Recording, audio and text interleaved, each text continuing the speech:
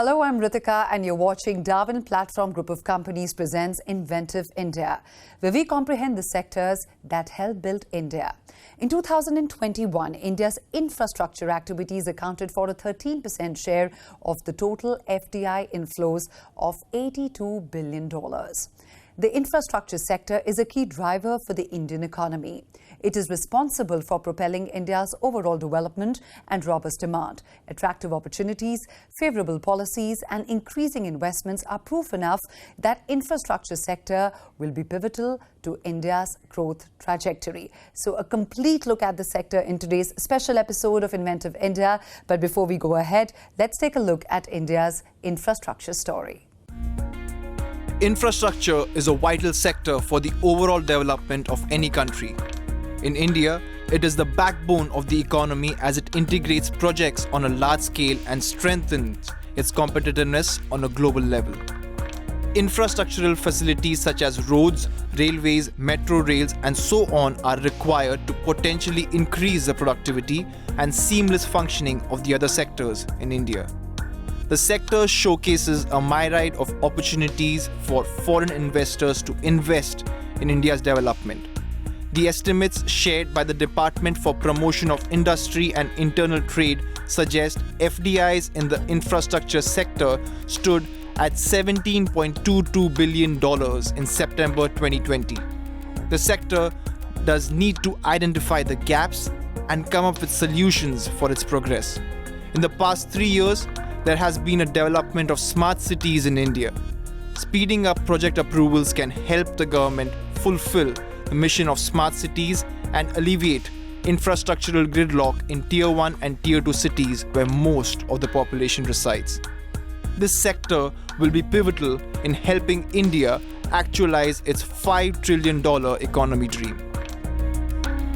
Over the next half an hour, we will do a complete SWOT analysis of India's infrastructure sector. But for now, let's move across to Dr. Gaurav Singh of Darwin Platform Group of Companies to understand from him that what are the categories of infrastructure projects undertaken by DPGC, and also if he could shed some light on the forecast for India's economic and social development. DPGC is into developing roads, canal projects. We are working on canal project in Rajasthan, Parwan. We are working on a project in Madhya Pradesh which promotes the government's Har Ghar Jal, Har Ghar Nal Yojana, and we are constructing a bridge with the UP Bridge Corporation. Roads and road transportation will promote agricultural growth and setting up of agro-processing industries. Availability of good quality of infrastructure raises productivity level in the economy and brings down the cost of enterprises. And now let me quickly introduce you to our panelists for the show today, starting with Mr. Sudhendu J. Sinha, who's the Advisor, Infrastructure, Connectivity and Electric Mobility, Niti Aayog. A very warm welcome to you, sir, for the show. We also have with us Mr. P.R. Jaishankar, who is MD, India Infrastructure Finance Company Limited, Projects Limited. A very warm welcome to you, Mr. Jaishankar. And of course, we have with us Dr. Gaurav Singh, who's the Vice Chairman Infrastructure for Darwin Platform Group of Companies, who will take us through what the company's plans are and his view on the strengths and the opportunities that lie ahead of the sector. A very warm welcome to you, Dr. Gaurav, to this very special episode of Inventive India. All right, so looking at the detail of the sector, let's first of all talk about the strengths of the infrastructure sector. And I would like to take my first question to Mr. Sudhendu. The government's policy to increase private sector participation has proved to be a boon for the infrastructure industry, as many private players are entering the sector through public-private partnership model. Is this PPP model, according to you, Mr. Sudhendu, the way forward for the sector? Infrastructure is a very, very capital-intensive kind of sector. And naturally, in this sector, once the government has been able to get the approvals, government has been able to kind of perform the land acquisition, then the actual construction activity should be taken on the PPP model. And that amounts to, that is also includes sharing of risks.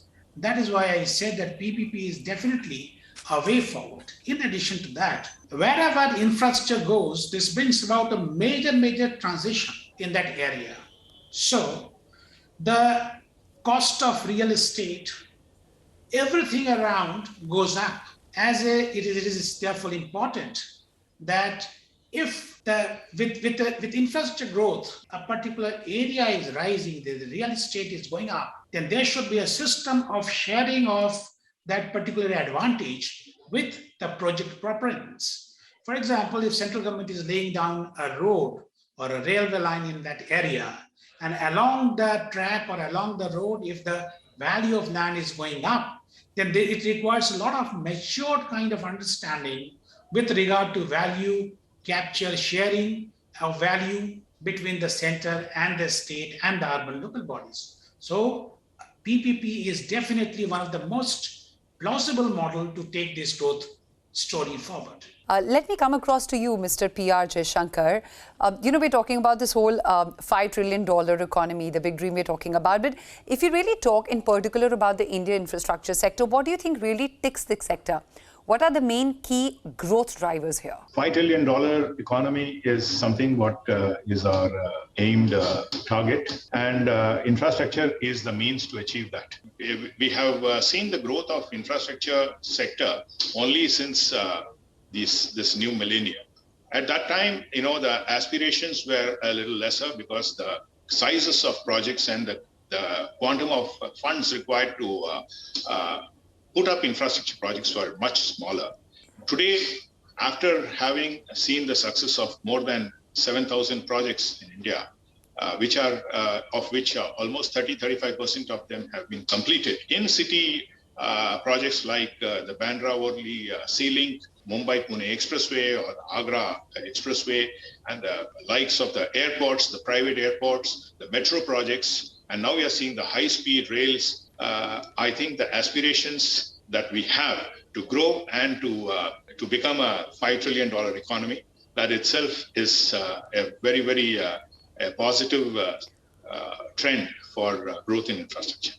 Thank you so much for that, Mr. Jaishankar. Like you rightly said about aspirations and quality of life, why don't we actually take our viewers a little further into the show and show them an inspiring story about how building the right infrastructure actually changed the face of parts of rural Rajasthan. The fact that rural India is as ready as its metropolitan counterparts and will be a major contributor in making India infra ready is greatly exemplified by this story that we're just going to showcase.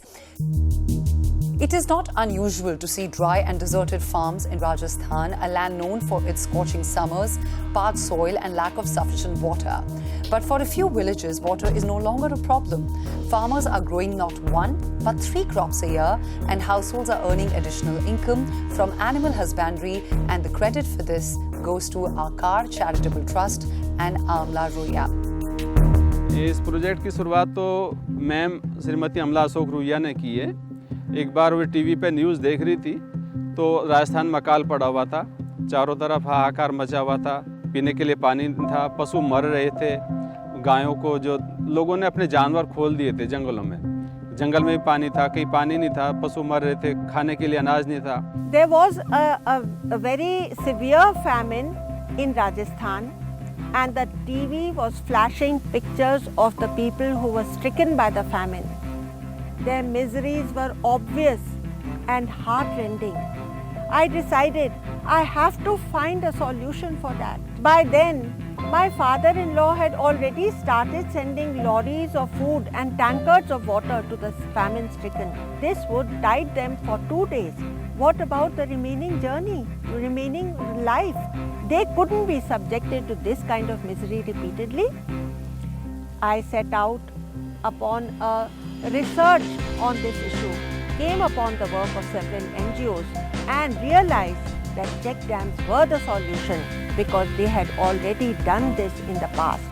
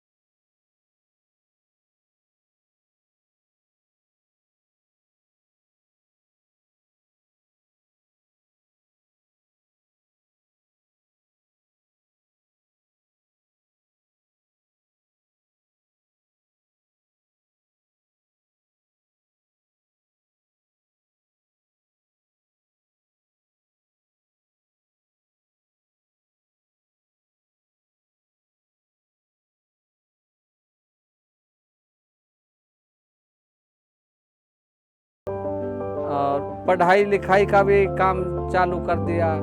जल स्तर, पानी का जल स्तर बहुत up हो गया, ज़्यादा बढ़ गया पानी, और पानी बढ़ने की से वजह से हमारे पानी आया, और पानी आया तो उसके बाद में हमने कॉमर्शियल क्रॉप्स बोना आरंभ किया, जैसे प्याज है, टमाटर है, बैंगन है, ये बोले।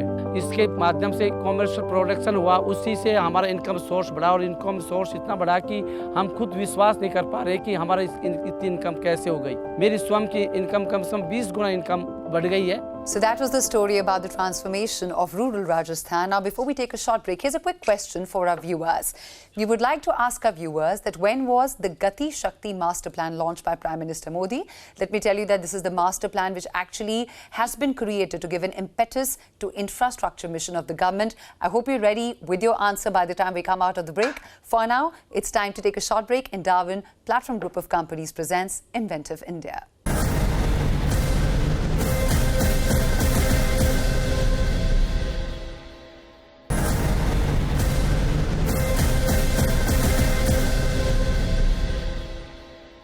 Welcome back after the break. You're watching Darwin Platform Group of Companies presents Inventive India. Now, before going into the break, we asked you the question about when was the Gati Shakti Master Plan launched by Prime Minister Narendra Modi. It was launched on 15th of August 2021 on India's 75th Independence Day. This is actually looking at creating a digital platform where we will be able to get real-time updates, information on infrastructure projects across 16 ministries. Let's go further into discussing the details about the infrastructure sector, and it's time we look at the weaknesses that this sector is grappling with. And with the first weakness, I would like to come to Dr. Gaurav Singh, who's with us. Dr. Gaurav, with the pandemic exposing glaring gaps in our infrastructure, how would India fare when compared to global counterparts? What steps are being taken to remedy this gap? Clearly, India has a long way to go, and some of the process that we are making as a country has to be seen in the context. It has been observed that growing to urban infrastructures does not match with the growth of urban population. No city has fully covered 24/7 water supply.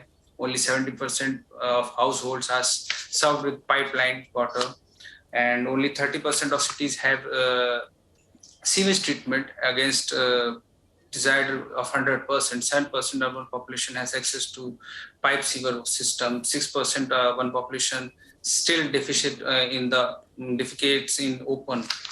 So these are the challenges which we are facing.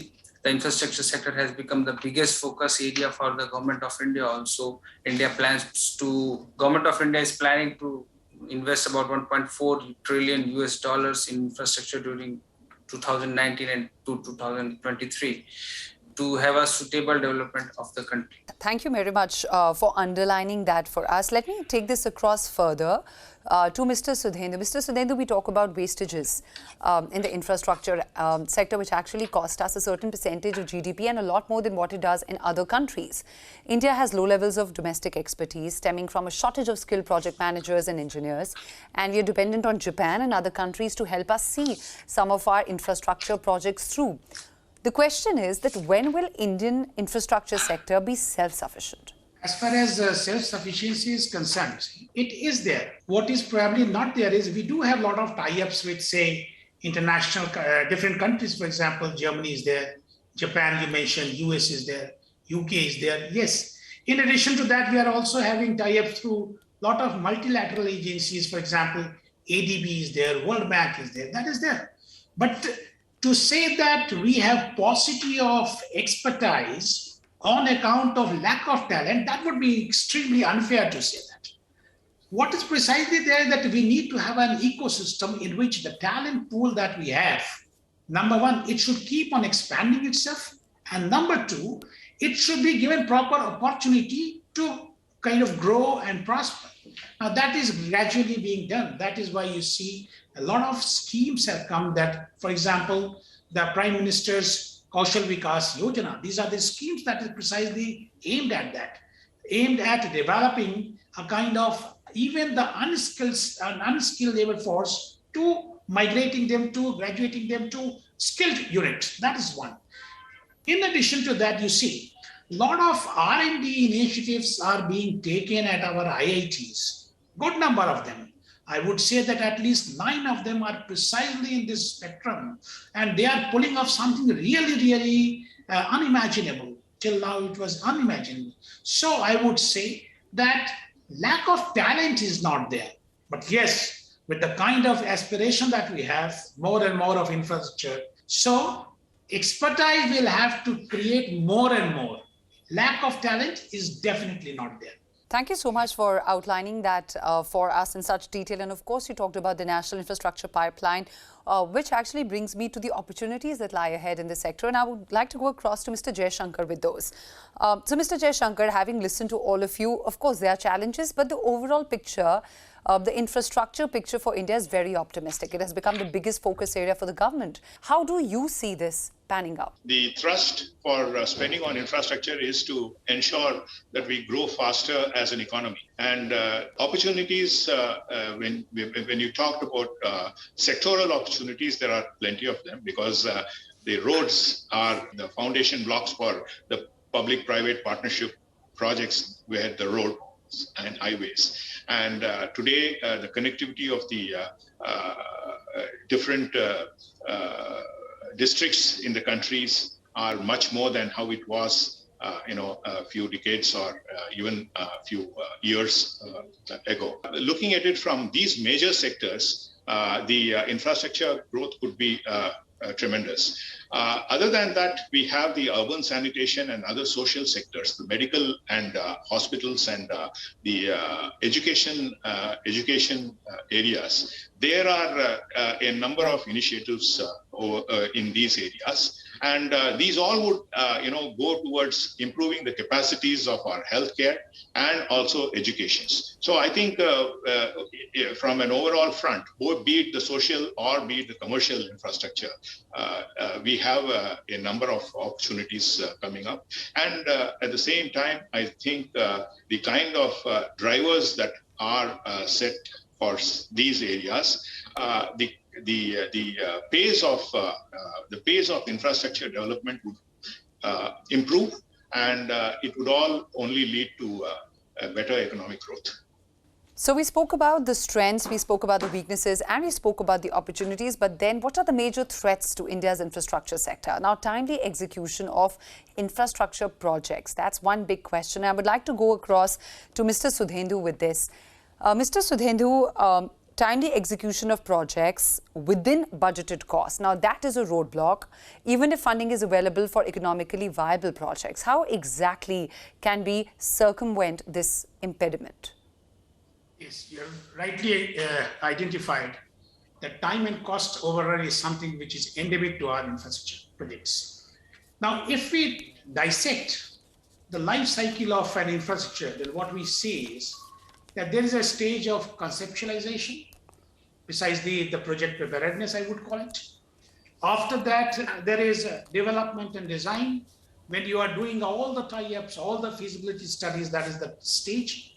The third stage is that of the actual construction. And fourth is, of course, for the maintenance and the management and the operational part of it.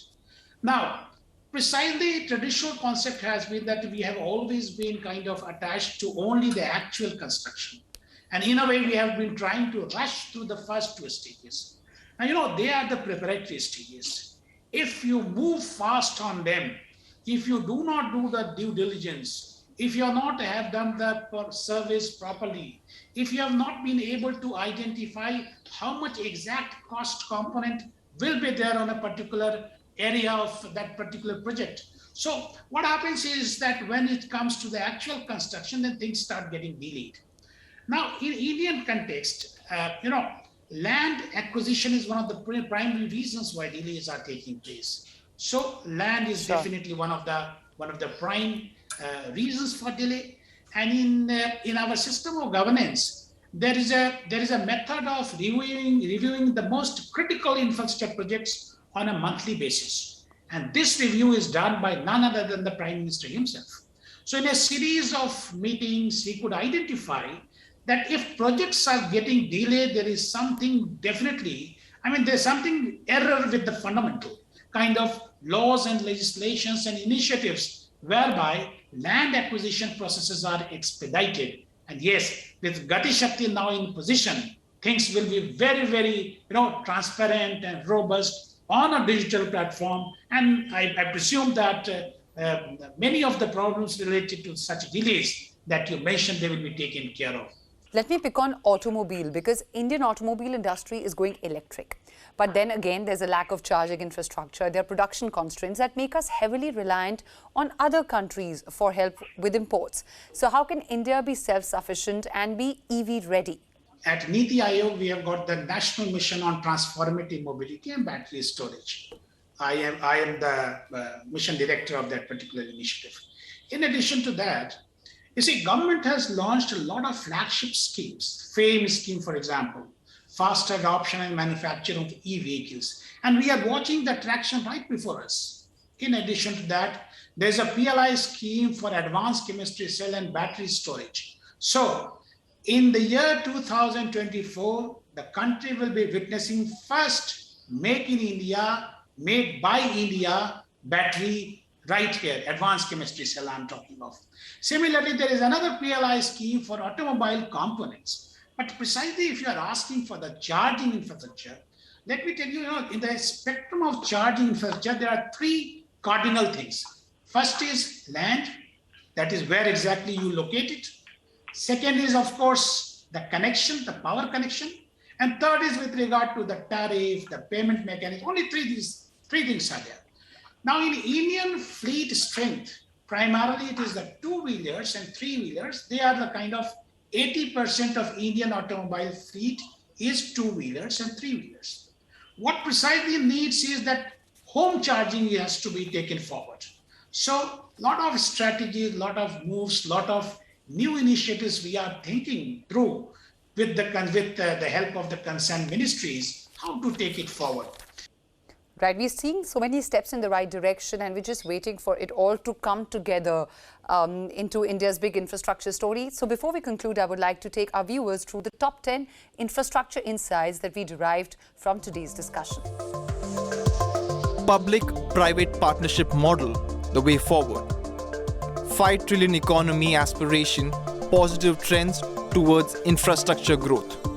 80% Indian automobiles comprise of 2 to 3 wheelers. Out of 7,000 Indian infrastructure projects, almost 30 to 35% have been completed. Gati Shakti Master Plan, transparent and robust digital mechanism. Gati Shakti Master Plan, digital platform providing real-time updates on infrastructure projects across 16 ministries. Government to invest $1.4 trillion during 2019 to 23 on infrastructure projects. PM Kaushal Vikas Yojana helps unskilled labor force advance to skilled units. India to witness first Make in India battery by 2024. Land acquisition, primary reason for Indian infrastructure project delays. The Indian infrastructure sector will help us actualize the $5 trillion economy dream. Problems remain and challenges too. An infrastructure boom is not assured, and nor is it going to be easy. But the building blocks are in place, and India will see much better infrastructure creation in the next 5 to 10 years than in the past decade. Stay tuned with us to witness the evolution of the Indian infrastructure sector. At this point, I would like to thank all our panelists for the valuable insights today. With that, we come to an end of another episode on Darwin Platform Group of Companies presents Inventive India. Stay safe and stay updated with Republic TV.